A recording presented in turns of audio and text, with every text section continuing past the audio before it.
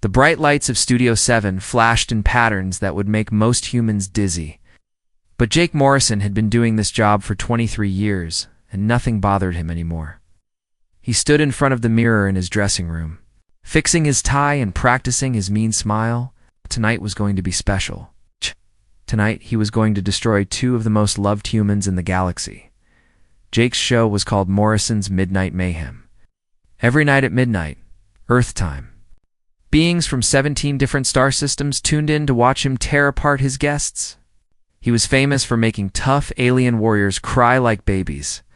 He had made important diplomats run away from his stage. He had embarrassed kings, queens, and presidents from dozens of worlds. That was his job, and he was very good at it. The year was 2387, and Earth was now part of something called the Galactic Federation. This meant humans could travel to other planets and meet alien beings from all over the galaxy. It also meant that Earth's television shows could be watched by millions of different creatures on thousands of different worlds. Jake's show was the most popular program in the entire galaxy. His assistant knocked on the door. Her name was Lisa, and she was a short woman with red hair who had worked for Jake for 8 years. She was used to his bad moods and cruel jokes. "Jake, we have 5 minutes until showtime," Lisa said through the door. "The audience is really excited tonight. We have Zephyrians, Centaurians, and even some of those blue creatures from the Vega system." Jake opened the door and walked past Lisa without saying hello. He never said hello to anyone. Being rude was part of his personality, both on and off the camera. He walked down the hallway toward the stage, his expensive shoes clicking on the metal floor. The studio was huge, with seats arranged in a big circle around a small stage. In the center of the stage were 3 comfortable chairs and a glass table. Above everything hung dozens of cameras that could record from every angle. The cameras were special because they had to work for alien eyes too. Some aliens could see colors that humans couldn't see. Others could only see in black and white. Jake looked out at the audience as he walked to his chair. There were about 300 beings sitting in the seats. Most of them looked excited and mean, just the way Jake liked them. They had come to see a show, and Jake always gave them what they wanted. In the front row sat a group of Zephyrians. They were tall, thin creatures with gray skin and big black eyes. They were known throughout the galaxy as fierce warriors, but Jake had made their greatest war hero cry on his show just 6 months ago. The Zephyrians still watched his show every night, hoping to see him fail. Behind them sat several Centaurians. These aliens looked almost like humans, but their skin was blue, and they had 4 arms instead of 2. They were famous for being very smart and very calm. But Jake had made one of their best diplomats so angry that the alien had thrown a chair at him and stormed off the stage. That episode had been watched by over 2 billion beings across the galaxy. Near the back of the audience, Jake could see some of the strangest aliens he had ever met. They were from a planet called Altura 7, and they looked like giant purple cats that walked on 2 legs. They had come to Earth just to be in his audience. Jake smiled his mean smile. He loved being famous, even if it meant beings from across the galaxy hated him. The countdown began.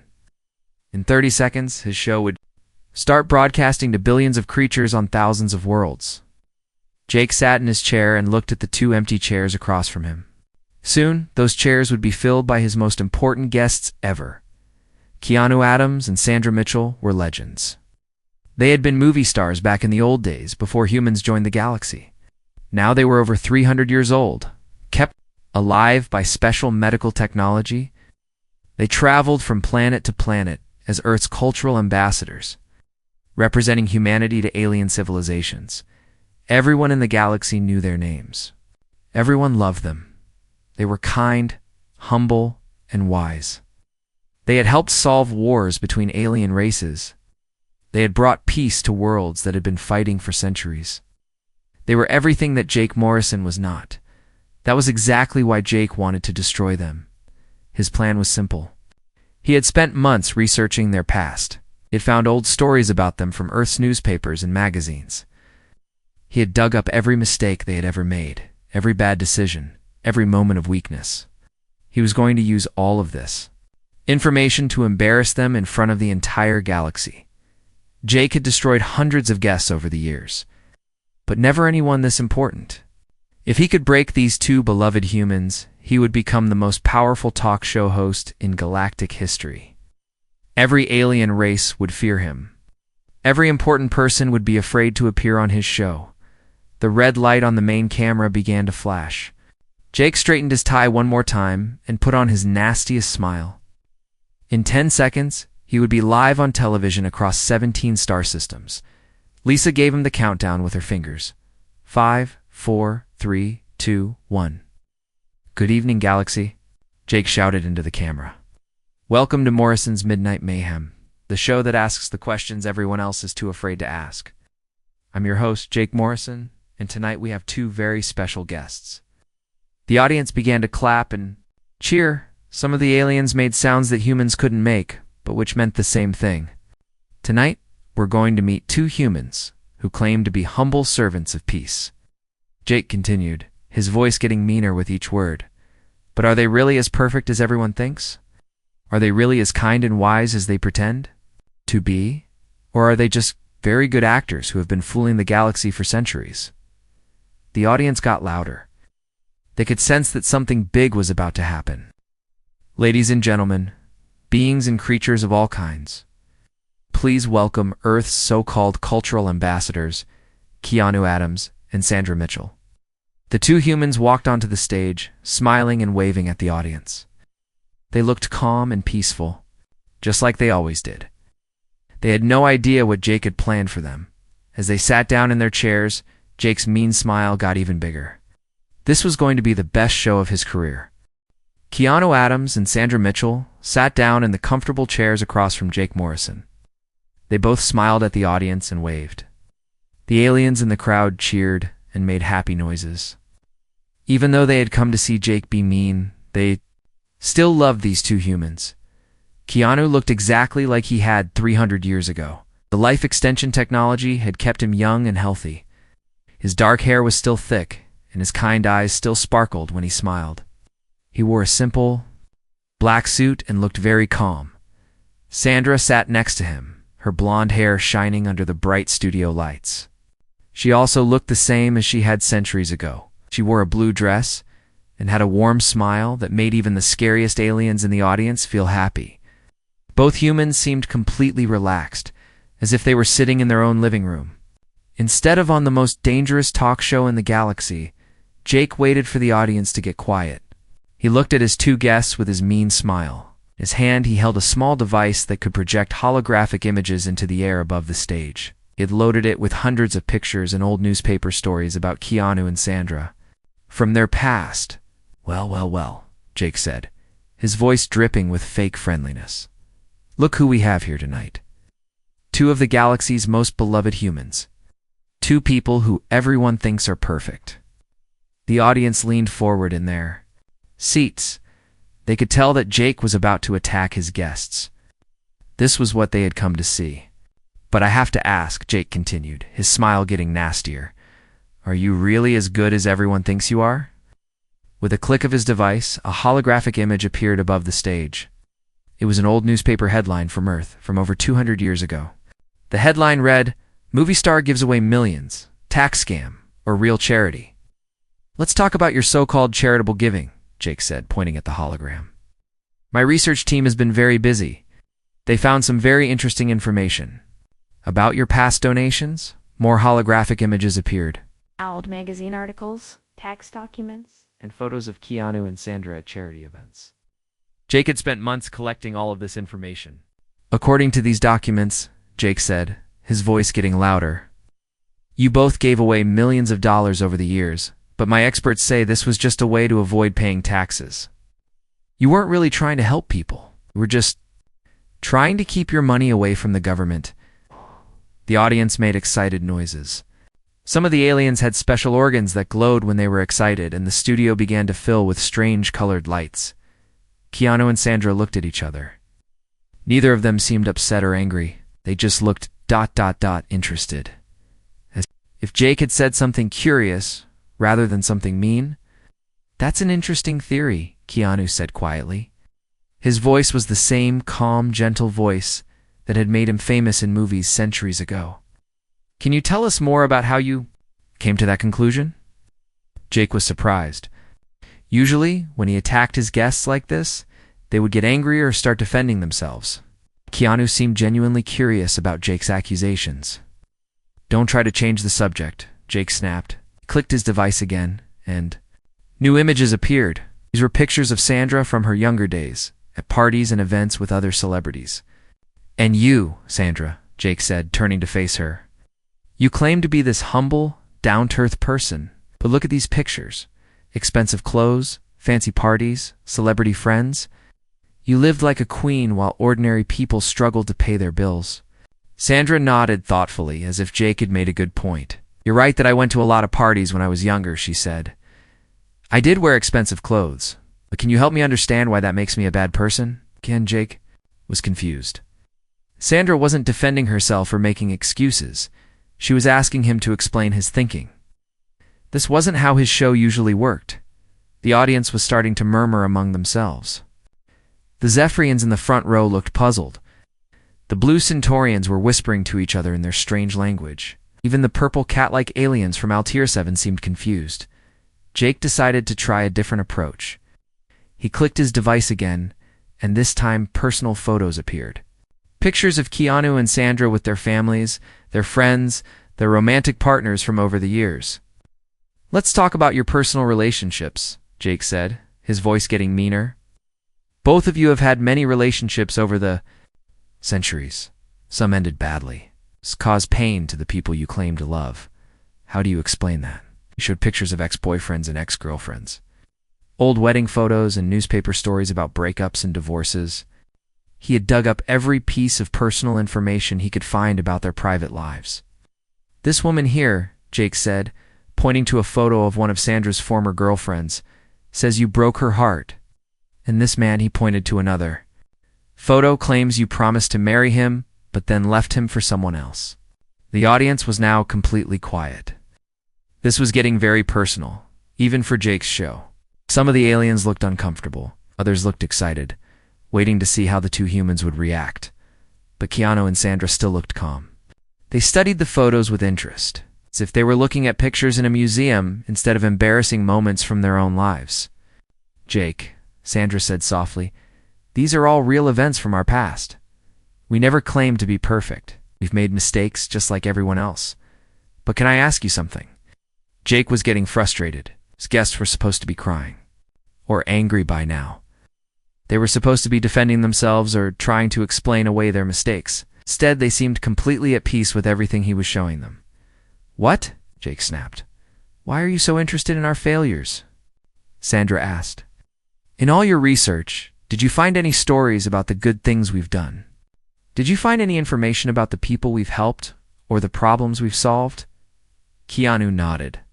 And more importantly, he added, what is it that you're really trying to accomplish here tonight? The audience was now completely silent. Even the aliens who had been making excited noises had stopped. Everyone was waiting to see what Jake would say next. Jake felt something he hadn't felt in years. He felt nervous. These two humans weren't playing by the rules of his show. They weren't giving him the reactions he needed to destroy them. Instead, they were asking him questions that he didn't want to answer. But Jake Morrison hadn't become the most feared talk show host in the galaxy by giving up easily. He had more ammunition, more embarrassing stories, more ways to attack his guests. This was just the beginning. He clicked his device again, and even more damaging images appeared. Above the stage, Jake clicked his device, and more holographic images filled the air above the stage. These were the worst ones he had saved for last. Who wanted to hurt them? One image showed Keanu sitting alone in a hospital waiting room, looking tired and sad. Oh, another showed Sandra crying at a funeral. There were photos of them looking angry, photos of them making mistakes, photos of them being human. Here's what I really want to know, Jake said, his voice getting louder and meaner. You two travel around the galaxy pretending to represent the best of humanity. You're not wise teachers or peaceful ambassadors. You're just ordinary people with ordinary problems. The audience was completely silent now. Even the most bloodthirsty aliens in the crowd seemed uncomfortable. Jake was going further than usual, attacking his guests, in ways that felt cruel even for his show. "So tell me," Jake continued, pointing at the sad photos floating above them. "How can you stand in front of alien civilizations and tell them how to live when your own lives have been full of pain and failure?" For the first time since the show started, Keanu and Sandra looked directly at each other.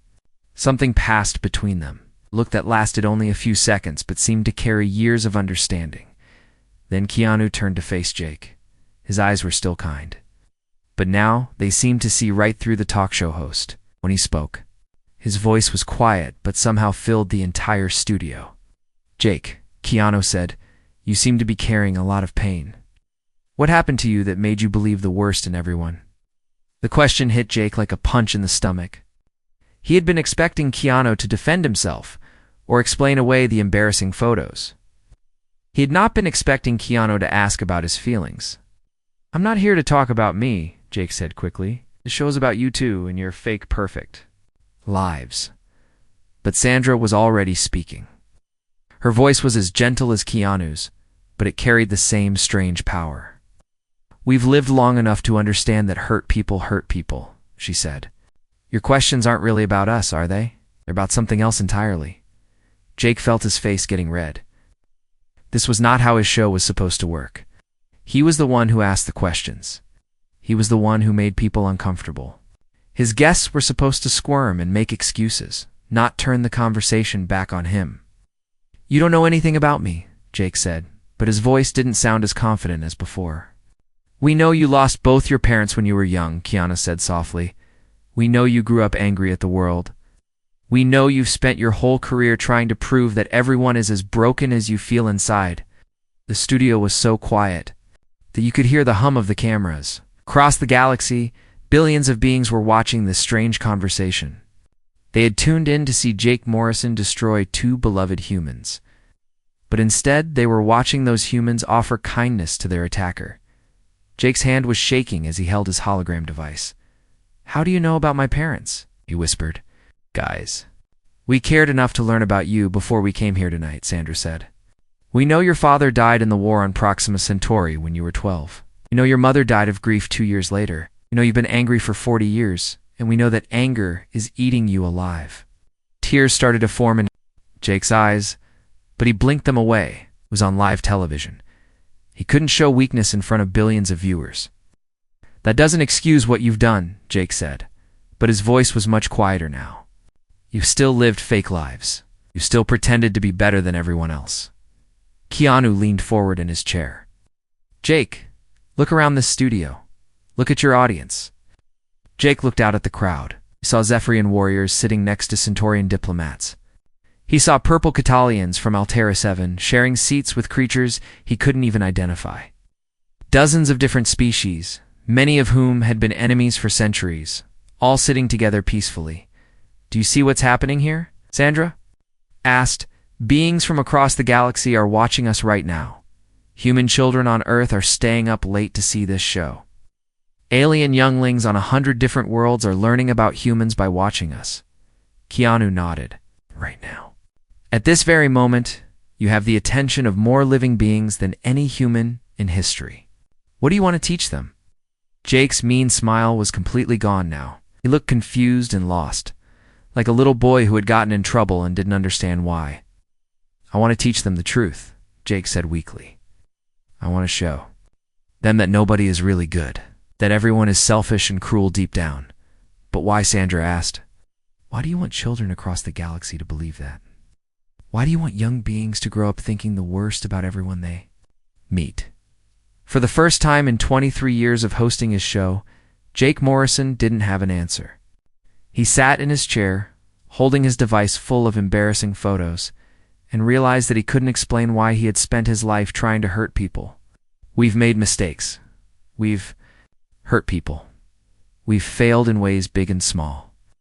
But we learned something important over the centuries." "What's that?" Jake asked, and for the first time his voice sounded genuinely curious instead of mean. "We learned that you can choose how to respond to pain," Sandra said. "You can let it make you cruel, or you can let it make you kind." Jake looked down at his hands. The hologram device felt heavy now, full of all the cruel things he had planned to say. The photos floating above the stage suddenly seemed stupid and pointless. But how? Jake whispered. How do you choose to be kind when the world has been so mean to you?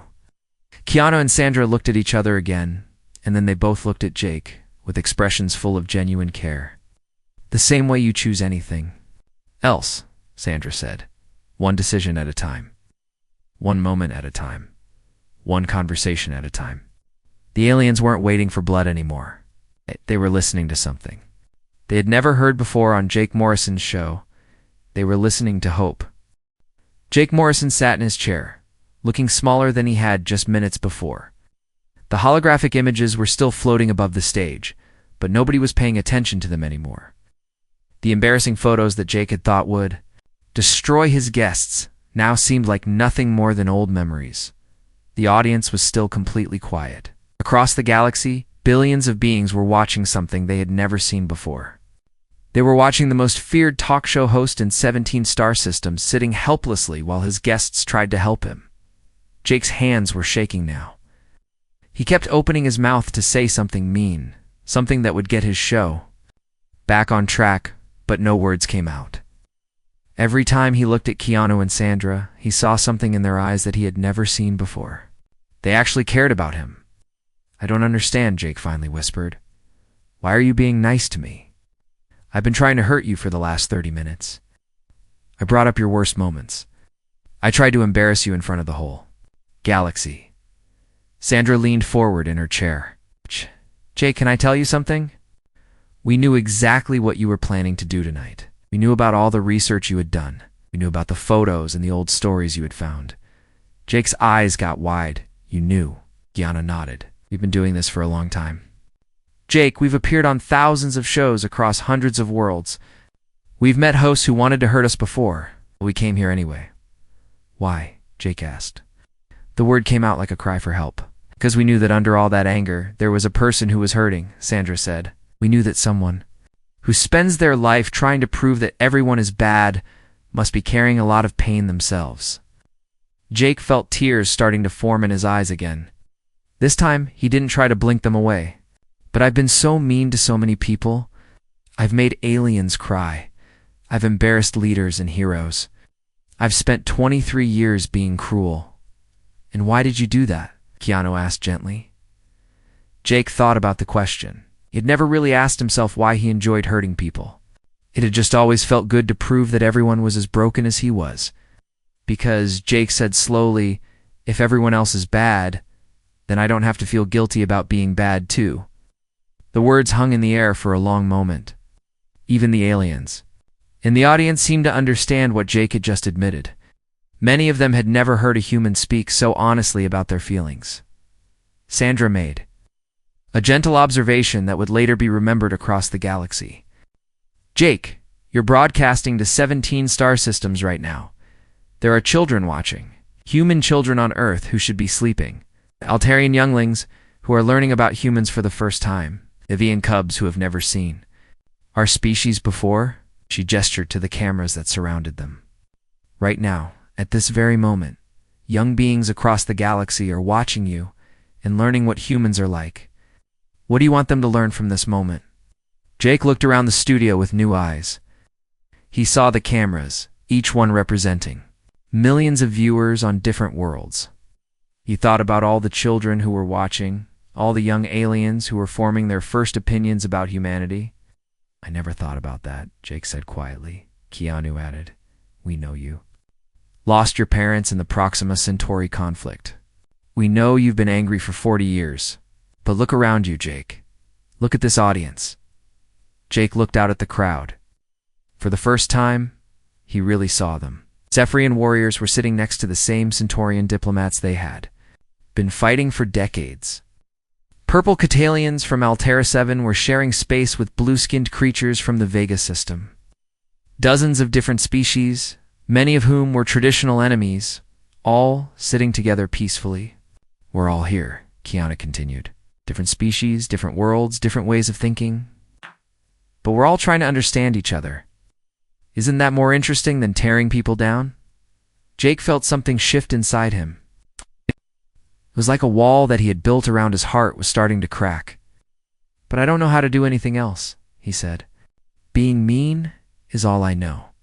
It's what made me famous. It's what people expect from me." "People can learn to expect different things," Sandra said softly. "Change is possible, Jake. Even after 23 years, even after hurting so many people, change is still possible." An alien in the third row stood up. Jake recognized him immediately. It was Commander Zaxxon, the Zephyrian war hero that Jake had humiliated on his show 6 months ago. The tall, gray-skinned warrior had cried on live television after Jake had mocked his military service. The studio security guards started to move toward Commander Zaxxon, thinking he might be angry or dangerous. But the Zephyrian warrior raised one of his forearms in a peaceful gesture. "Host Morrison," Commander Zaxxon said in his deep, rumbling voice.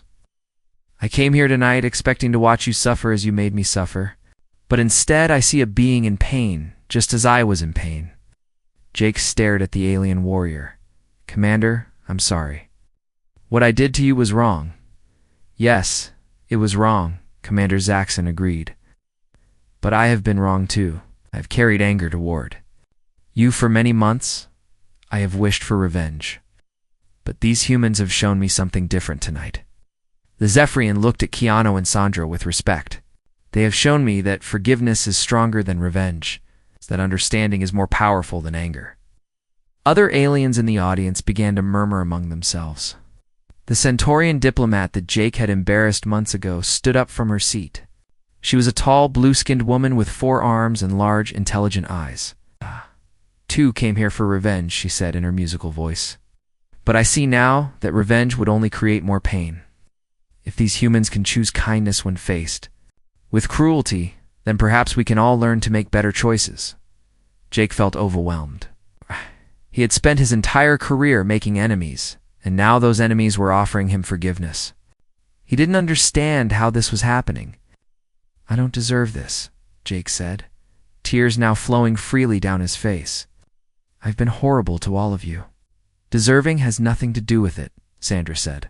"Forgiveness isn't something you earn. It's something you give and receive as a gift." Keanu stood up from his chair and walked over to Jake. He knelt down beside the talk show host's chair and put a gentle hand on his shoulder. "Jake," Keanu said, "you have the biggest audience in galactic history. You have power that most beings can only dream of. The question is, what do you want to do with that power now?" Jake Morrison looked up at Keanu, who was still kneeling beside his chair. The kind man's hand felt warm on his shoulder. Jake had never felt anything like the safety and care that was flowing from these two humans. For 40 years he had believed that kindness was fake, that everyone was selfish deep down. But looking into Keanu's eyes, he knew that this kindness was real. "I don't know what to do," Jake whispered. "Never tried to help anyone before. I only know how to hurt people." Sandra stood up from her chair and moved to Jake's other side. "The first step is always the hardest," she said gently. "But you don't have to figure it all out right now. You just have to make one choice. Right here, right now, in this moment." Jake looked out at the audience. Every eye in the studio was focused on him. Aliens who had traveled across the galaxy to see him fail were now watching him with something that looked like hope. The cameras were still rolling, broadcasting this moment to billions of beings on thousands of worlds. "What choice?" Jake asked. "The choice to be honest," Keanu said. "The choice to tell the truth about who you really are and what you really want." Jake took a deep breath. His whole body was shaking, but not from fear anymore. He was shaking because he was about to do something he had never done before in his entire life.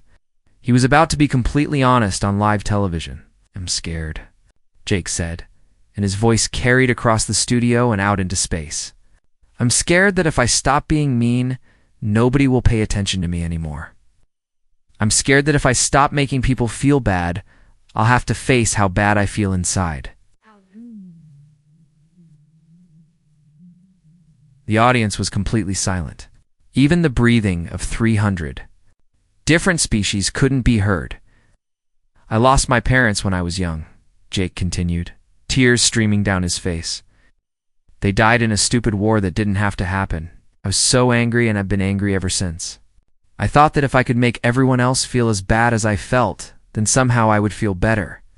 He looked directly into the main camera, but it never worked. No matter how many people I hurt, no matter how many beings I made cry, I still felt empty inside. I still felt like that scared little boy whose parents never came home. Sandra put her hand on Jake's other shoulder.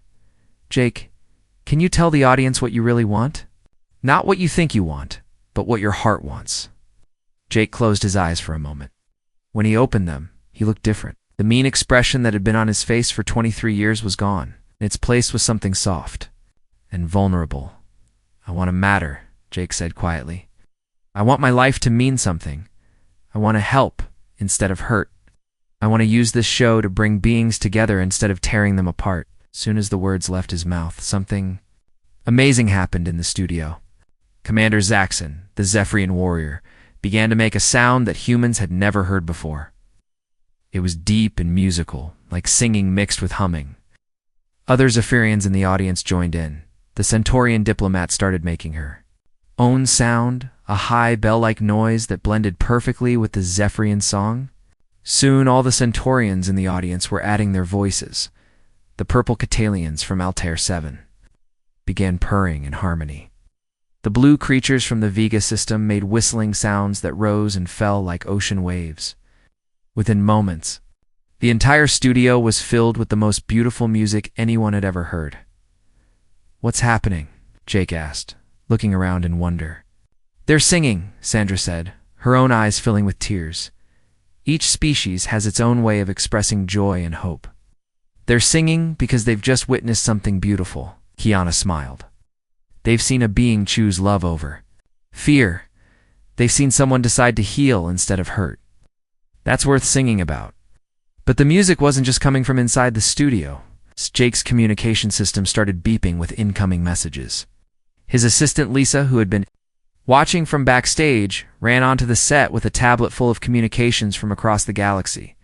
Jake, Lisa said, her voice full of amazement, we're getting calls from everywhere. The Zephyrian homeworld wants to set up a peace talk with the Centaurians. The war that's been going on for 50 years. They want to end it. More messages kept coming in.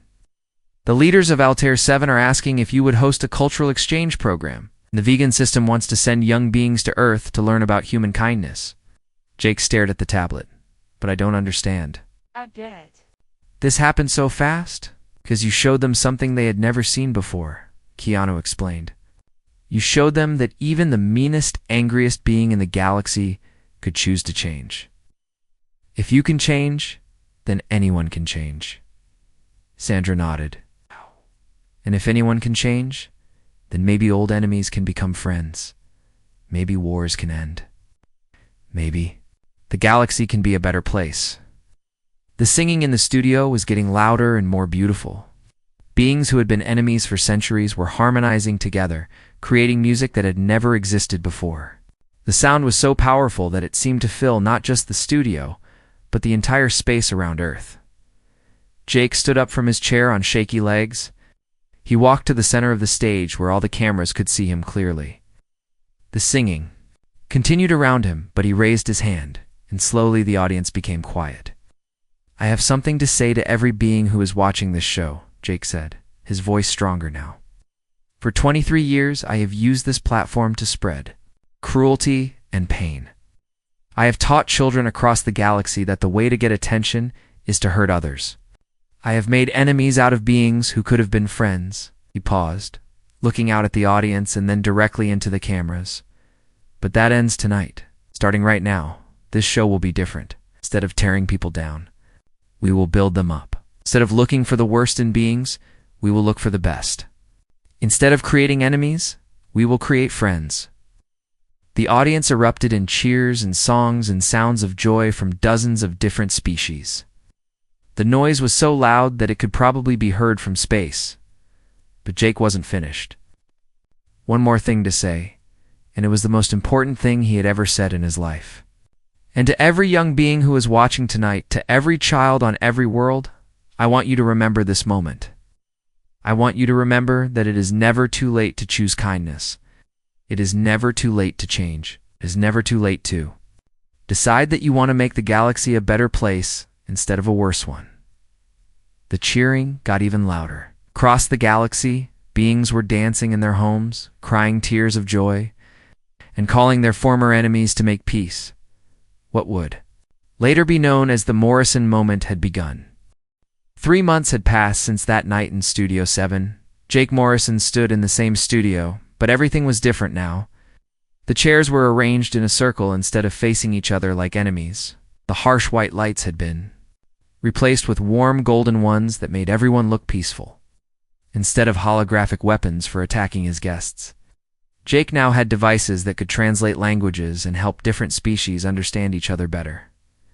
The name of the show had changed too. Instead of Morrison's Midnight Mayhem, it was now called Midnight Conversations.